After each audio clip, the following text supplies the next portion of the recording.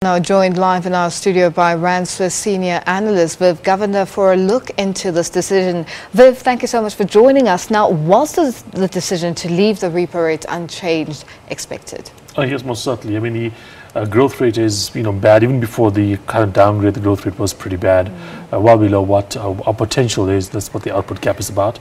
And secondly, we did have the latest inflation number coming in well below expectations, below 5.5%, 5.3% it came at, and that's below the 6% upper band that the government, that the Reserve Bank uses as as its for its inflation expectation control.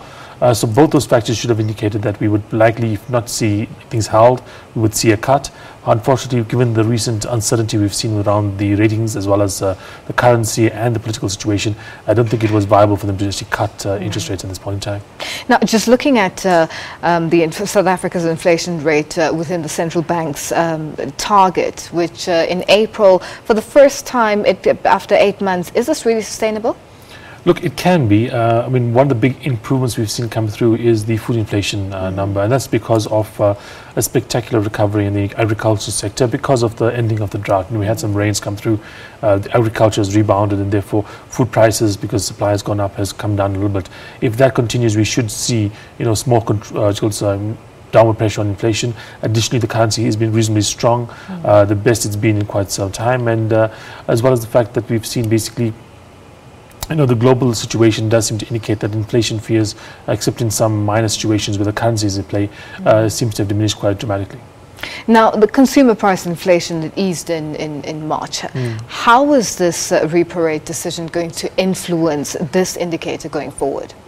Well, look, I mean, the fact of the matter is the rand would be the one way it actually goes through, because if they had, say, for instance, cut the interest rate, that would make the rand weaker because foreigners wouldn't want to have the rand as much because it would give them a lower yield. That could have made the rand go weaker. A weaker rand means, of course, more inflation being important to the country.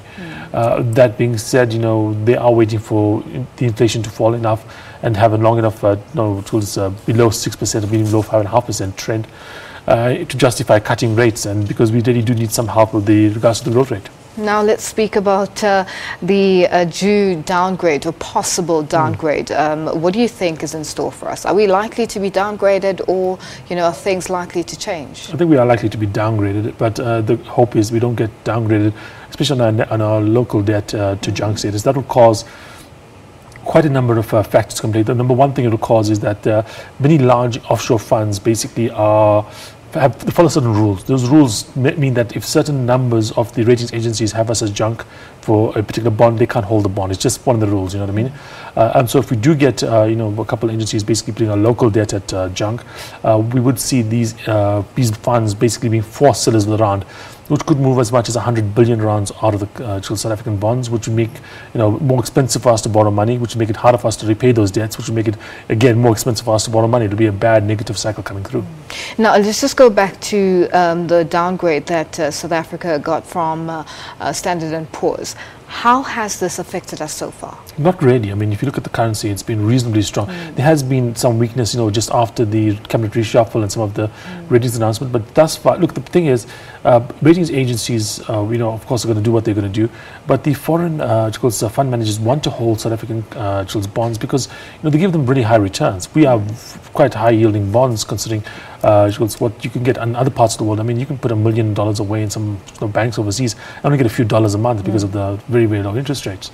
That being said, if they are forced to do it, they will have to actually exit. So right now, the fact that we have these high yields, the fact that they haven't been forced to exit, it's really not giving us a bad effect. But don't think that just because it hasn't happened thus far, if we do get another downgrade and we do get to junk status for a couple of these agencies, and the forcing does occur, it will have a very bad effect on us.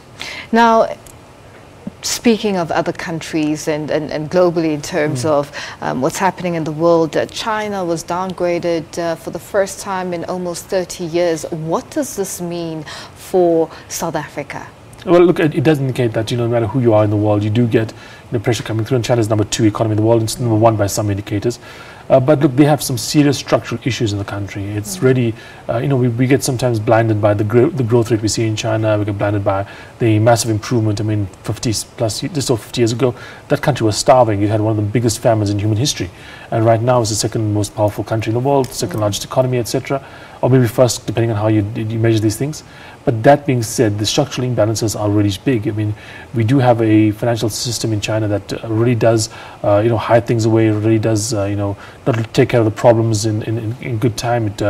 And that has led to some incredible increases in imbalances in the economy, especially when the government, when they set these targets for growth, do almost whatever is required to achieve those targets. Sometimes the things that they do in the short term to achieve the target will cause long-term issues. And that's one of the things that China really has to work on going forward.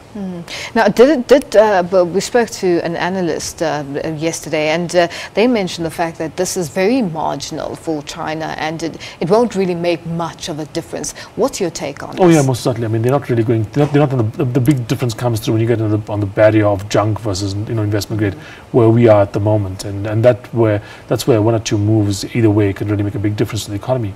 But that being said, China has been losing a bit of ground. For instance, last year, for the first time in a long time, China lost the crown for foreign direct investment to India. So there's more foreign direct investment going to India than there is into China. And the Chinese officials do know that there are issues involved in that economy that are really, preventing them from reaching what they really want to do, which is become a first world country. I mean, many countries have gone from being poor to being, middle income countries. I mean, much of South America has done it, we in South Africa have done it, but the jump from being a middle income country to being a first world country is something that very few countries have done. And that's something I think that the Chinese are aware of, the fact that that's something that it's going to be very difficult for them to do, especially with the amount of people that they're going to have to bring into the first world. Now, in terms of China's reaction, what do you think China needs to do to ensure that they aren't downgraded any further and actually become that first-rate country as they'd like to be pointed out to be? Well, they do do some reforms, especially to the financial sector and to the market. I mean, the problems that they have in China are, due to the fact that there's a lot of savings floating around that economy. The welfare system, of course, doesn't really mean that people can rely on the government to take care of them when they go into old age. They have a lot of savings. People do save a lot. And those savings have very few outlets in which to go. So that's why we have bubbles all the time forming in China. The iron ore price rocketing like it did at the start of the year. Partly of that was due to China. I mean, they saw numbers that were showing that much of the trading that happened in the iron ore market was happening after hours, meaning people were working, they're going home and trading iron ore, and that's what's pushing the price up. We've seen property bubbles in China. We've seen stock market bubbles in China, and that's because of the lack of proper outlets for that money. So they need to have some kind of revamp of the system to make things a bit more stable, and I think that might help them. But also they have to do some really painful structural things, like opening up the economy, making it more free. I mean, for instance, you can't get Google in China. That's why some of the large Chinese companies exist, like Baidu and Tencent and so on, is because some of the best performing international providers can't come into the market. In the short term, that's good enough, but Google does a lot of good things. I mean, it's a very good performer, adds a lot of productivity to an economy, etc. And if you just exclude those things for the purpose of control, you will lose on growth in the end.